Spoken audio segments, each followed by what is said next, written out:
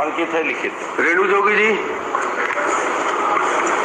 माननीय अध्यक्ष महोदय, मैं माननीय पंचायत मंत्री जी से पूछना चाहूँगी कि जो शासकीय मेडिकल कॉलेज और संबद्ध चिकित्सालयों में, विशेषकर डेंटल कॉलेज और जिला अस्पतालों में जो 9 पद रिक्त हैं, तो वो किन किन अस्पतालों में रिक्त हैं और उन पर रिक्रूटमेंट या भर्ती की प्रक्रिया का क्या कोई विज्ञापन दिया गया है? कृपया बताएं। माननीय अध्यक्ष महोदय, प्रश्न मेडिकल कॉलेजेस के संदर्भ का है। तो पंडित जवाहरलाल नेहरू मेडिकल कॉलेज रायपुर में एसोसिएट प्रोफेसर का 1 पद, doctor Bhimrao Ambedkar medical hospital Raipur में डेंटल सर्जन का 1 पद, Chhattisgarh institute of medical science CIMS Bilaspur में एसोसिएट प्रोफेसर का 1 पद और सीनियर रेजिडेंट के 3 पद, भारत रत्न स्वर्गीय Shri Atal Bihari Vajpayee memorial government medical college Rajnandgaon में प्रोफेसर का 1 पद, Shri Lakhiram Agrawal memorial medical college Raigarh senior resident का 1 पद और स्वर्गीय श्री बलीराम कश्यप स्मृति मेडिकल कॉलेज जगदलपुर में एसोसिएट प्रोफेसर का 1 पद। तो कुल 9 पद रिक्त हैं। कृपया बताएं कि विज्ञापन दिया भर्ती के लिए और कब दिया गया है और कब तक भर्ती हो जाएगी?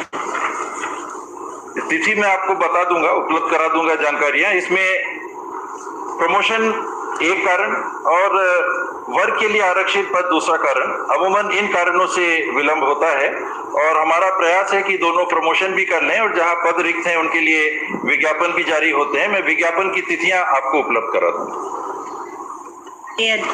मंत्री जी, कृपया बताएं कि क्या राशन कार्डों के द्वारा भी ये दांत का इलाज किया जाएगा, जो राशन रखने वाले लोग हैं?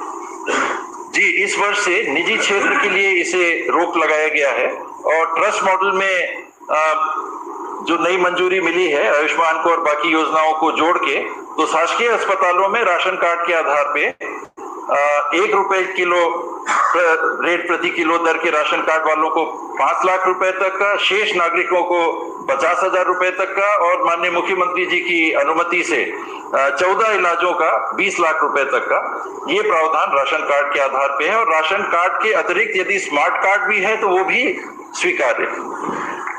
माननीय अध्यक्ष महोदय, आपकी अनुमति से एक पूरक प्रश्न पूछना चाहूंगी। जो आरएमओ 1400 आरएमओ की नियुक्ति पूरे प्रदेश में की गई थी, उसमें 700 को वापस संविदा, उनकी तनख्वाह भी आधी कर उन्हें संविदा नियुक्ति कर दी गई है। तो क्या इस बारे में स्वास्थ्य मंत्री जवाब देंगे? क्योंकि मेरे क्षेत्र में बहुत सारे सभी बल्कि आरएमओ पदस्थ हैं और व्यापक असंतोष है उनमें। ये मूल प्रश्न से एकदम हटके है अध्यक्ष महोदय, वो डेंटल के संबंध में था, लेकिन मैं पूरी जानकारी साझा कर दूंगा, पूरी जानकारी। 1 मिनट में आप प्रश्न पूछिए डॉक्टर जायसवाल। माननीय अध्यक्ष महोदय, एक नंबर 36 में मेरा भी इसी विषय पे एक तारांकित प्रश्न लगा हुआ है कि सामुदायिक स्वास्थ्य केंद्र और सामुदायिक स्वास्थ्य केंद्र चिरमिरी में वो उसका उत्तर नहीं आया। कितने पद रिक्त हैं? उसका जवाब दिया है कि 6 पद रिक्त हैं। सिर्फ 15 मिनट बचे हैं मेरे पास। 2 महिला। मेरा प्रश्न ये है माननीय मंत्री जी से कि एक जो चिकित्सक हैं चिरमिरी स्वास्थ्य केंद्र में पदस्थ है, जिनका ट्रांसफर कर दिया गया है, चूंकि 6 रिक्तियां आपके उत्तर में आया है 36 नंबर में, तो मेरा निवेदन है कि वो जो ट्रांसफर जिस चिकित्सक का हुआ है उसको यथावत वहाँ चिरमिरी में रहने दें। चलिए देखेंगे उसको। मेरा तो ये कहना है कि जिस प्रकार से सरकार चल रही है और उसमें सारे वरिष्ठ अधिकारी को किनारे करके कनिष्ठ को, मनपसंद को जो बैठाए गए हैं, आप डीपीसी करके बैठा लो, हमको कोई दिक्कत नहीं है, कोई व्यक्ति से हमको नहीं है, लेकिन जो आपके ही नियम बनाए गए हैं और आपके नियम के आप खुद अवहेलना कर रहे हैं। पिछले बार जब मैं प्रश्न किया था और जो पत्र लिखा हूं उसमें 9 महीना हो गया और आज भी वही जवाब आया है इनके जवाब में कि कार्यवाही प्रक्रियाधीन है। कोई भी विधायक है, सांसद है, निगम है, मंडल है, अध्यक्ष है, उनके पत्र का 15 दिन के अंदर में अंतरिम जवाब आना चाहिए। ये 9 महीना तक जवाब नहीं आया है, अभी भी प्रक्रियाधीन है। और ये प्रक्रियाधीन में मंत्री जी बोल रहे हैं कि अभी भी प्रक्रियाधीन है। इसलिए मैं बोल रहा हूं कि आप इसको प्रक्रियाधीन में मत रखें। ये इसको जांच करवाने के बाद में यदि हटाने का कि उनको दूसरे को बैठाएं, और यदि लगता है आरोप पत्र वापस लेना है, हमको कोई दिक्कत नहीं है। आप आरोप पत्र वापस लें। अध्यक्ष, ये तो जवाब आना चाहिए ना, प्रक्रियाधीन कब तक रखेंगे? अध्यक्ष जी, 9 महीने में एक पीढ़ी आ जाती है और ये सरकार 9 महीने में कुछ नहीं कर पाती है। चंद्राकर जी, पहले बाबू ने तुम्हें सीएमओ बना देता रहा, पहले बाबू बन रहा सीएमओ बने पहली। चलिए, सम्माननीय अध्यक्ष महोदय, माननीय नेता प्रतिपक्ष जी ने कहा सरकार कैसे चल रही है। मैंने पहले जानकारी दी, माननीय भूपेश बघेल जी के मुख्यमंत्रित्व काल में सरकार अब तक का ऐतिहासिक और बहुत बढ़िया सरकार चल रहा है। ये प्रदेश की पूरी जनता जानती। और यही काम अगर मैंने बताया 8वें क्रम का 5वें क्रम का आपने ईएनसी बनाया, हमने तो वो भी नहीं किया। 5वें क्रम का हमने नहीं किया है। माननीय मुख्यमंत्री जी के निर्देश पर पहली बार अगर आप डीपीसी करवा दिए होते 1.5 साल पहले और सबको प्रमोशन कर दिए होते तो आज ये स्थिति नहीं आती। शुरू 13 साल की बात छोड़िए ना, 15 साल आपको दिया गया। 15 साल की बात में 15 साल में आप क्या किए? 15 साल आदेश दिया गया था। हमारा 15 महीने का है, होने के बाद में पोस्टिंग हो नहीं रहा है। 15 महीने में जो वैकेंसी निकाली थी 3.5 पोस्ट हो गई, लेकिन प्रक्रिया होने के बाद में उसके नियुक्ति आदेश हो नहीं रहे। हो गया, उसके बाद बोल रहे हो गया। ऐसी सरकार हो चलाइए आप, ऐसी सरकार, हमको क्या दिक्कत हो गया? हम उदाहरण प्रेस क्रमांक 3 हिंदू बंजारे। माननीय अध्यक्ष महोदय, मेरा प्रश्न है कि जिला जांजगीर चांपा जिला के अंतर्गत पामगढ़ परियोजना में अप्रैल 2018 से जुलाई 2020 तक आंगनबाड़ी कार्यकर्ता सहायिका की कुल कितने पदों पर भर्ती की गई है, जिसमें कितने पदों पर अनियमितता एवं भर्ती नियमों का पालन नहीं किया गया है?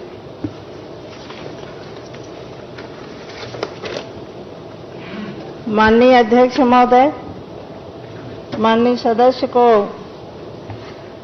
परियोजना पामगढ़ में अप्रैल 2018 से जुलाई 2020 तक आंगनबाड़ी कार्यकर्ता के 19 पद, मिनी आंगनबाड़ी कार्यकर्ता के 10 पद एवं आंगनबाड़ी सहायिका के 34 पद, कुल 63 पदों की भर्ती की कार्यवाही की गई थी। प्रारंभिक परीक्षण उपरांत इनमें से आंगनबाड़ी कार्यकर्ता के 3 पद एवं आंगनबाड़ी सहायिका के 21 पदों पर भर्ती नियमों का पालन नहीं होना पाया गया था। माननीय अध्यक्ष महोदय, मैं मंत्री जी से जानना चाहूंगी कि भर्ती प्रक्रिया में अधिकारियों द्वारा अनियमितता की जांच कराई गई है और जो दोषी अधिकारी हैं उनके ऊपर क्या कार्रवाई की गई है? अगर नहीं की गई है तो क्यों नहीं की गई है?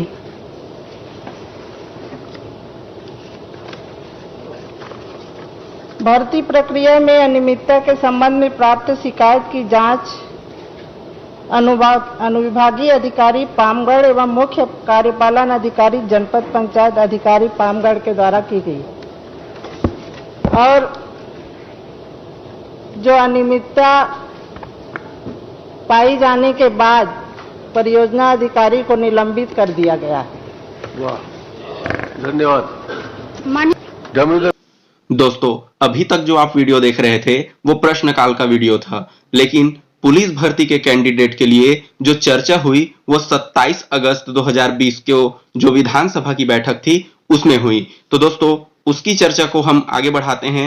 दोस्तों, इस चर्चा का जो वीडियो होता वो बहुत लंबा हो जाता, इसलिए मैं जो भी चर्चा विधानसभा में होता है उसका ऑफिशियल लेख जो है प्रकाशित किया जाता है, जो विधानसभा के वेबसाइट में अपलोड होता है।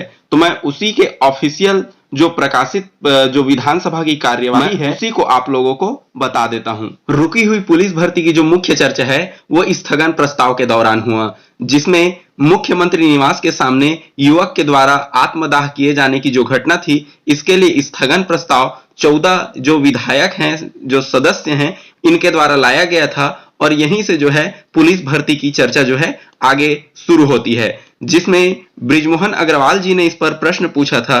प्रदेश में युवाओं का भविष्य इस प्रकार के राज्य में अंधकारमय हो गया है। रोजगार के अवसर इस सरकार ने समाप्त कर दिए हैं। आरक्षक, शिक्षक, भृत्य, लिपिक जैसे अनेकों पदों में हुई परीक्षा के रिजल्ट भी सरकार लगभग 2 वर्ष से घोषित नहीं कर पाई है। अनेक परीक्षाओं को तो सरकार ने जानबूझकर निरस्त कर दिया है। इसके चलते बेरोजगार युवाओं के मन में कुंठा घर कर गई है।